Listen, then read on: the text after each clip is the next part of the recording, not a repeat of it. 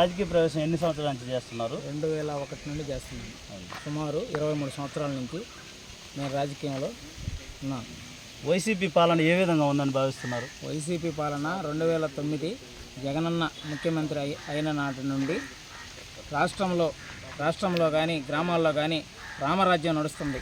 పేద ప్రజలకు ప్రతి ఒక్క సంక్షేమ పథకం జగనన్న ప్రభుత్వంలో ఇక్కడ కొవ్వూరులో మా ఎమ్మెల్యే గారైన నల్లపరెడ్డి ప్రసన్న కుమార్ రెడ్డి ద్వారా ప్రతి ఒక్క పేద ప్రజలకి సంక్షేమ పథకాలు అందుతున్నాయి. మరి అభివృద్ధి లేదు, మాకు అభివృద్ధి జరగటం లేదు, మేము ఎప్పుడు పేదరికంలోనే ఉన్నాం, మీ ప్రభుత్వం వచ్చినప్పటి మేము అడగారిపోయామని చెప్పి ప్రజల స్పందన ఉంది. మీరు ఏ విధంగా చెప్తారు? చౌకచర్ల పంచాయతీలో సుమారు 2600 ఓటర్లు ఉన్నారు. 1100 కుటుంబాలు ఉన్నాయి. మీరు గ్రామ సచివాలయంకి వెళ్ళి గ్రామ సచివాలయంలో కంప్యూటర్ ద్వారా మీ విలేకరుల ద్వారా కంప్యూటర్ ద్వారా ఒక స్టేట్మెంట్ తీసుకుందాం. ఏ కుటుంబానికి గ్రామంలో ఎంతెంత పథకాలు లబ్ధి పొందారో, నవరత్నాల ద్వారా ఏ కుటుంబానికి ఎంతెంత లబ్ధి పొందిందో సాక్షాత్తు ఆన్లైన్లో చూపించడం జరుగుతుంది. పిచ్చి మాటలు పిచ్చి కోతలు మాట్లాడుకోవడం కాదు. ఈయనన్న మాట్లాడిన వాళ్ళు కూడా వాళ్ళ కుటుంబాల్లో కూడా జగనన్న నవరత్నాల పథకం కింద ఎన్నో సంక్షేమ పథకాలు అన్నీ ఉన్నాయి. మాట్లాడడం అనేది ఎవరైనా మాట్లాడతారు, కానీ జరిగిన నిజాలు తెలుసుకొని మాట్లాడడం సమంజసంగా ఉంటుంది. పోడ్చడానికి కూడా స్థలాలు మీ చౌకచర్ల గ్రామంలో లేవంటున్నారు. దానికి మీరు చెప్పే సమాధానం ఏంటి? నిన్న మాట్లాడిన నాయకుల్ని తీసుకొని మీ విలేకరులందరూ శ్మశానాల దగ్గరికి వెళ్దాం.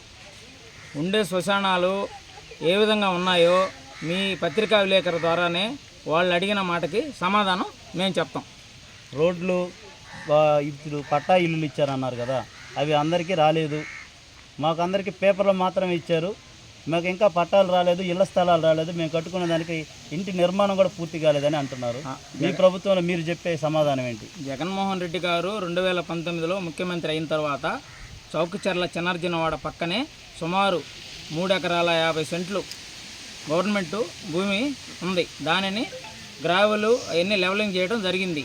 అక్కడికి కొంతమంది ఊర్లో నుంచి ఎస్టీపీసీ కాలనీ నుంచి మేము అక్కడికి రాము, మాకు దూరం అవుతుంది, మాకు ఇక్కడ మా గ్రామం పక్కనే ఇస్తే బాగుంటుందని కొంతమంది అక్కడికి రాలేదు. అందుకని అవి అలాగే ఆగిపోవడం జరిగింది. అక్కడ లెవలింగ్ చేసి ప్రతి ఒక్కరికి పట్టాలు ఇవ్వడం జరిగింది.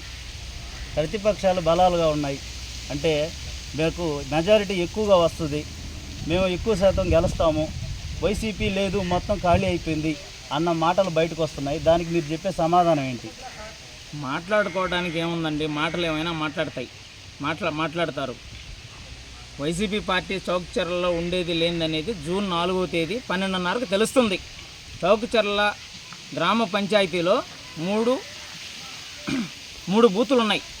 3 బూతుల్లో ఎంత మెజార్టీ వస్తుందనేది మీ పత్రికా మూర్ఖంగానే జూన్ 4వ తేదీ మధ్యాహ్నం 12 గంటలకు తెలుస్తుంది. ఈ మాట్లాడిన వాళ్ళందరూ అప్పుడు చెవులో మల్లెపూలు పెట్టుకోవాలి. వైసీపీ ప్రజలకు కానీ మీ నాయకులకు కానీ కార్యకర్తలకు కానీ మీ చౌకచర్ల ప్రజానీకానికి కానీ మీరు ఏం సమాధానం చెప్తారు?